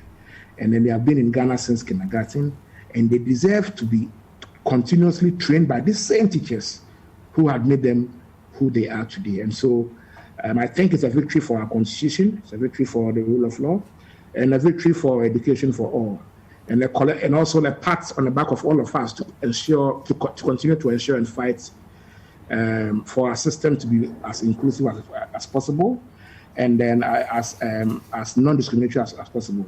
I personally had a chat with the Director General of the GES on the day the issue happened, early in the morning on Friday, and I just told him that, Director, our education reform cannot be complete if it is not sufficiently inclusive. It cannot be complete. And so I thought that we need to move over these issues that recur. How many Rastafarians are in Ghana?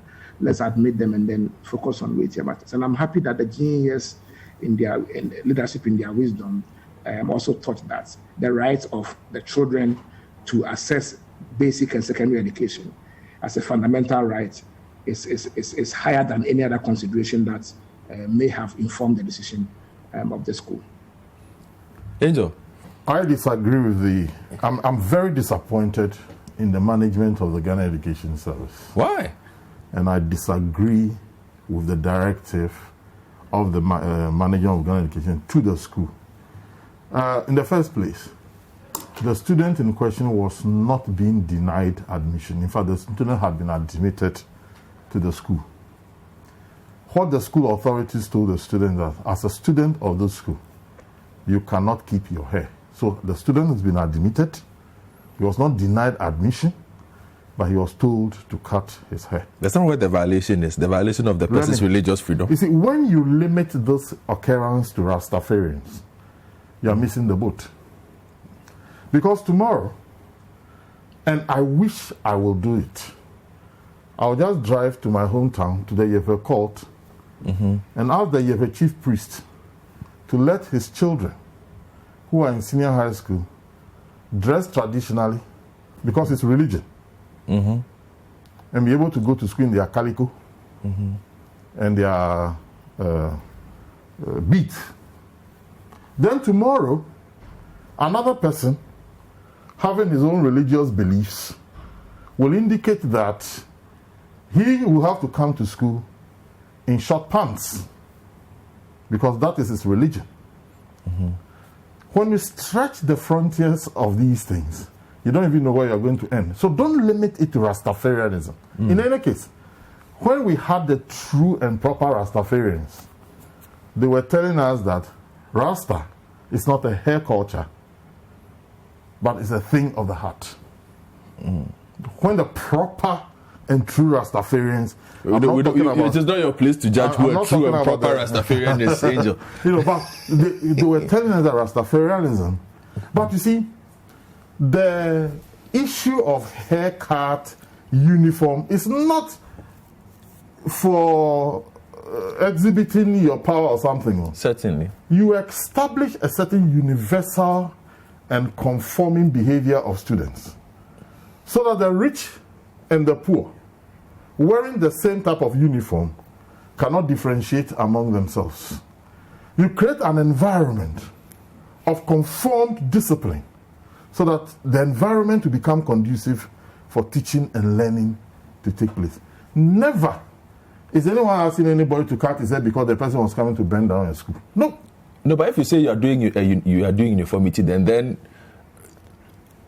the size of my chopbox and the size of that poor person's chopbox is not the same. Why wouldn't the school say that everybody should come to school with one sardine, one gari? No. Let's have its uniform. You have forgotten that when you bring your chopbox, it is put in a certain locker room and locked. Not every school. Every school. Not every school. Then the school is not proper. Oh, I went to Prempeh College. It's a very proper school. You don't have a chopbox room? No, we don't. You keep your trunk. Prempeh. You keep your trunk and your chopbox by your bed. Oh, Prempeh, you are disappointing me. We are not disappointed. Well, the school that I attended, a very good school, Pope John Secondary School, you have your chopbox room, and there is time to go into the chopbox room. But your trunk, because your uniform and your toiletries and utilities are there, is beside you in the dormitory. When the bell does not go, you cannot go into the chopbox room. Okay. That is why we perform the way we perform. Discipline. But you don't think that does not take into consideration just general evolution. You say it has worked for 50, 60, 70 years. Yes, that is why. But this is not 50, 70 years ago. Yeah, no, minorities matter. That is why most of our brothers and sisters in England, Germany, USA, bring their children all the way back home to attend Prempeh, to attend Achimota. This year alone, if I tell you the number of our brothers and sisters who, there's a space for them who are outside the country. Yeah. If I tell you the number, and when you talk to them, they'll just tell you because of what? The discipline. Yeah, but is the discipline in the hair? No, the discipline is not in the hair. This boy and those other two or one? Two. These people may be true Rastafarians. Yes. But if you have certain Kojojiman, certain this in the school, they will all convert into a certain type of Rastafarians, and very soon you'll be having if you're in a school like Prempeh, a boys' school, I'm not running your school. It's a boys. You know what I'm talking about. Very soon you'll be having a lot of boys who, when they were interviewing Mr. Chachuchi Kata, he was having those smoke for asthma. It's asthma cigarette. Yeah. Because of that, when teachers catch students smoking, they say they have asthma, and they were smoking asthma cigarettes. But the teachers should know the difference, should they not? The teachers should know the difference, should they not? You know what I'm talking about. I know, but I'm also simply saying that teachers are willing, and the educational system is unwilling to evolve. Yes. Simply because it might make managing the schools far more complicated and difficult. Because when it becomes difficult, and we have the same type of resources that we have the same type of motivation that you have. Don't blame anybody for the turnarounds, the turnouts. No, don't blame anybody for the turnouts. That's all that I will say. Okay, let me just take a quick break. Angela and I will continue this conversation during the break. Let me get you right back.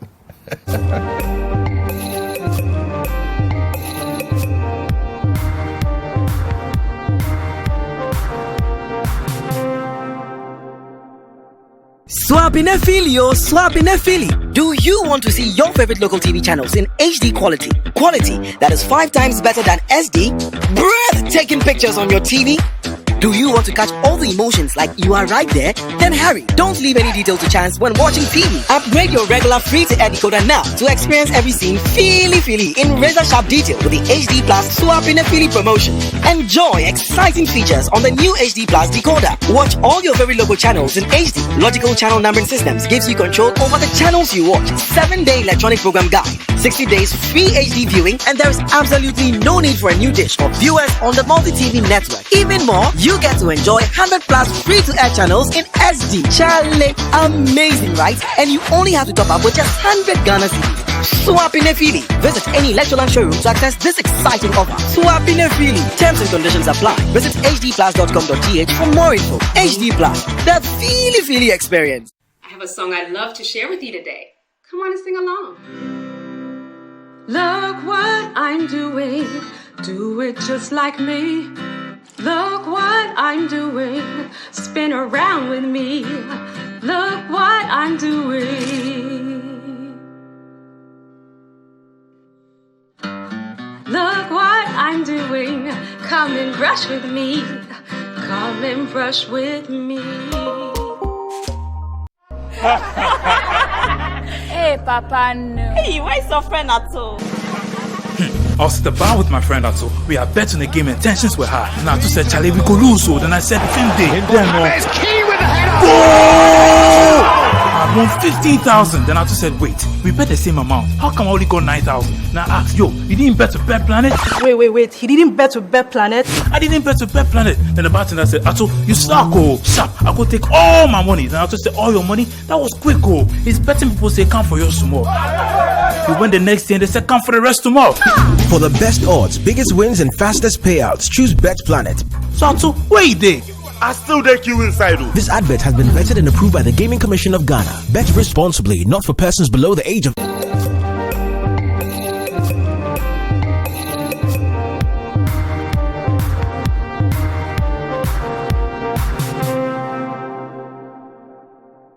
Welcome back. We are in the final legs of the big issue this weekend, discussing education. And Kofi, let me get back to you. We've seen students start reporting to school, the SS1s, but we've also seen stories. For instance, in the northern region, we've had reports from CHAS asking for some chairs, just to add to the infrastructure that they have so that they can deal with the chairs. We've also heard of double track to ensure social distance. And then there's also been the matter of this prospectus. We all had prospectuses when we were going to school, but some parents are saying, look, they are having to spend 3,000 cedis to get their awards to school, even though it's free SHS. So they are struggling to deal with that. I know you do a lot of monitoring. What does your monitoring look like this week? Yeah, I'll start from the last one. Let me say that it's exciting for schools to reopen and then for schools to reopen and students back to school after close to a year, of school closure. I'll start from the prospectus one. Yes, we are now beginning to realize that the cost of free senior high school is actually more on the part of parents than government is paying 2,060 Ghana cedis a year for free senior high school, and so far the cheapest prospectus I've seen is about 2,000 cedis. There's no prospectus which is less than 2,000 cedis. And so it gives us, in a way, it gives us we are elated that parents have an opportunity to invest in their children's education and not to assume that everything is being free, because one's investment more or less has a correlation with the level of interest that they take in their children's education. So it's a good thing, except that in most instances where you have very, very economically deprived students, and parents, it becomes quite difficult to shoulder the bill. There's one student that we are trying to support and put into school in Mafia Senior High School, and the prospectus is running about 3,000. And yesterday I was having a discussion with my cousin, about how it's expensive. He was surprised. I said, yeah, but it's not easy for some families, but at least that is what we have for now, and we have to manage them, because they are all essential that a child needs to survive in school. Apart from that, for us, the issues of exclusion matter most to us.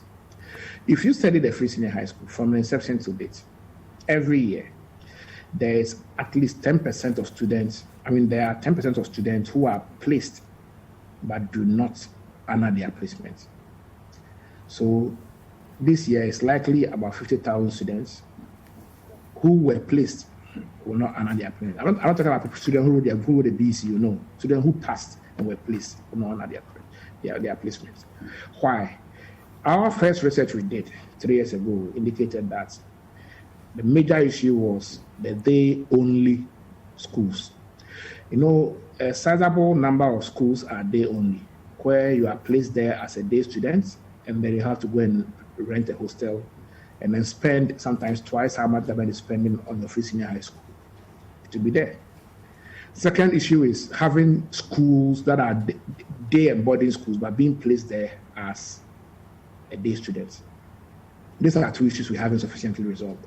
Now, on the first issue, most of the E-block schools, for instance, now we are operating over 50 E-block schools now. I'll give you a typical example of an E-block school, Maurice Senior High Technical School. If you go to Maurice Senior High Technical School, you find a majority of the students are from the Western region.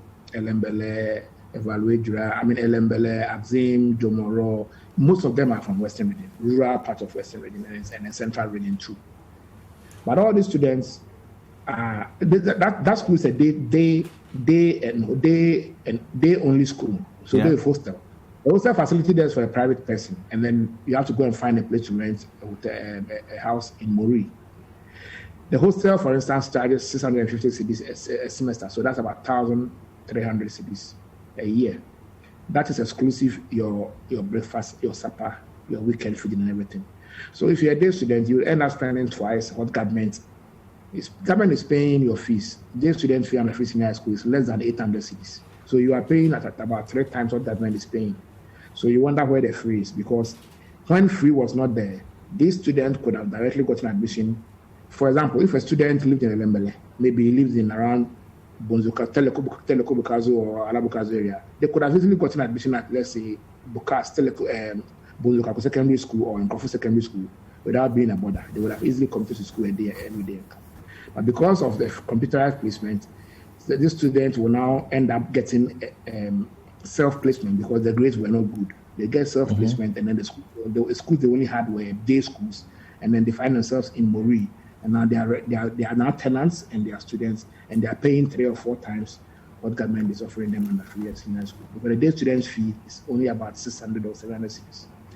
So these challenges still haven't been resolved, and many students have not enrolled as we speak because of that. And I will give a final example about my own small boy who was given St. Peter's in Nkotia, and then he was made a day student. You understand? And so if by Monday I don't hear anything, then I'll just go and find a private senior high school and then enroll him in, because it's been 2 weeks of seeming impossible to get in the bodies. So how can a 14-year-old boy go and live in St. Peter's in Koru? He doesn't even know where Koru is. So, but these are real challenges in the system that I've said for the past that we need to resolve to ensure that the poorest in our society, in whose interest the free senior high school was enrolled, do not end up paying more than they were paying when the free senior high school did not exist. But thank you. End that for me there. So that I can come into Angel. We don't have too much. Angel. Yeah. But he has raised a very important problem. Very, very important point. You see, if we are running a free senior high school, let's run a free senior high school. Majority of parents in this country see the opportunity of their child leaving home to a school as the second leg of socialization.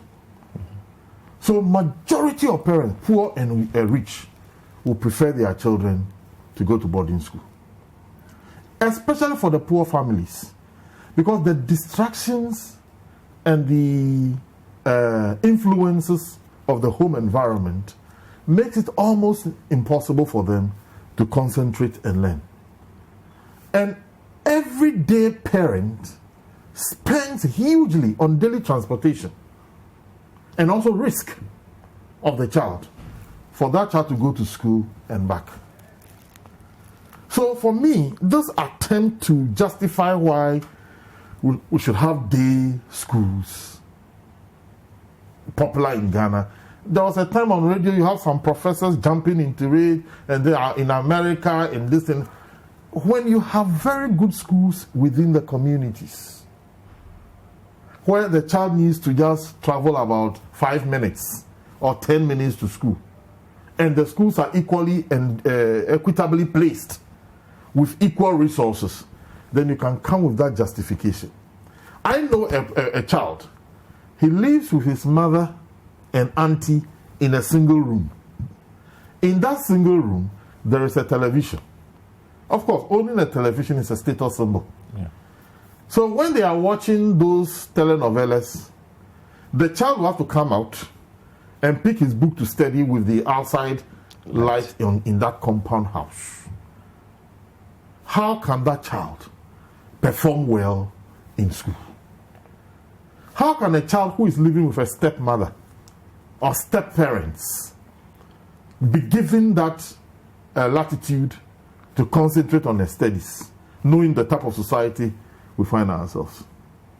So for me, we cannot create a reality when the needs of the people is at par with that so-called reality. Majority of parents who want their children to be in boarding school. We should go ahead and create it and take advantage of this reality and try and to introduce curriculum and co-curricular activities to transform our children in school for the betterment of our country. All right then. Thank you very much, Angel Kabonu, President of NAGRAT, wrapping up the big issue today. Thank you very much, Kofi Asare, as well. Let me just take a couple of messages and then I will wrap this up. The real Maulolo on Twitter says, Angel's take on the issue should be the guiding principle on student upbringing in our various SHSs. No one is taking any form of hate against anybody's culture or religion. Thierry says, let's not overstress some of these freedoms. Have you ever seen a military man keep Rasta? Why not? Every institution has rules. Soon we will have boys use the girls' dormitory in this school. Just wait and see. But that's also, Thierry, that's also the problem here is with your example is Rastafarians are pacifists. It is part of their religion. So you have to understand the religion. That is why you won't see a Rasta man in the army. Because by the very nature of their religion, they are pacifists. True Rastafarians. Yes, true Rastafarians are pacifists. So just a bit of education for you, Thierry, just so that you know. First of all, why must we force students to barber their hair? Since I was a student, I've always disagreed with that. And now is the good time to fight that system where we force students to cut their hair. We allow foreigners to keep their long hair, but disallow ourselves. And this one is also asking, who in the first place brought up this idea to make students cut their hair before going to senior high school? I need help on this. Somebody else also tweeted at me about Dean Henderson, Manchester United with the hashtag big issue. I'm not even going to address that one. But thank you very much, Angel Kabonu, President of NAGRAT. Thank you very much to all my guests. I hope you've enjoyed this episode of The Big Issue. Have a good weekend.